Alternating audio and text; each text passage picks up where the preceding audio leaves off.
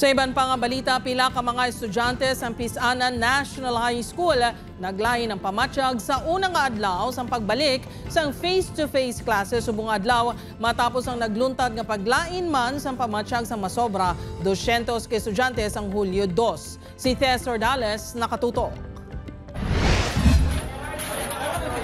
Ginpangdala sa ospital ang pitutanan ka mga junior high school students ang Pisanan National High School pasado alas 11 kainasang aga. Ini matapos naglain ang pamatyag sa mga ini samtang ginahiwat ang misa kadungan sang una nga adlaw sang pagbalik sang klase humalin sang July 2. Panarapan ko, so karang ginakot ako classmate ko na nalipong ako. So gidara na ako sa clinic. Nag-shift sa modular learning ang eskwelahan kasunod sang paglain sang pamatyag sa masobra 200 ka mga estudyante nga ginapahayag na kahaklo sang baho.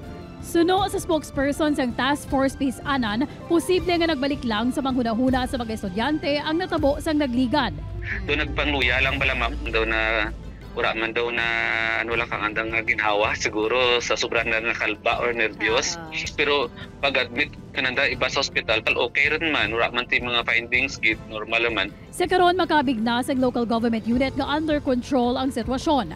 Ginobserba nila nga mga estudyante nga yara subong sa Ramon Maza Senior Memorial Hospital. Temporaryo nga ginsuspender ang klase sa eskwelahan. Natala na nga magpatigayon sang meeting ang LGU kag mga opisyales ang eskwelahan para sa dugang nga mga tika nga himuon. Siyempre, ginasugurado man tanara kang eskwelahan kag kang munisipyo nga safe ang mga kabataan sa pagbalik sa eskwelahan nga hindi sana makakla kang the same man sa nahakla na kang previous. Siguro may mga nabilin pagidman nga pulba sa mga kabataan.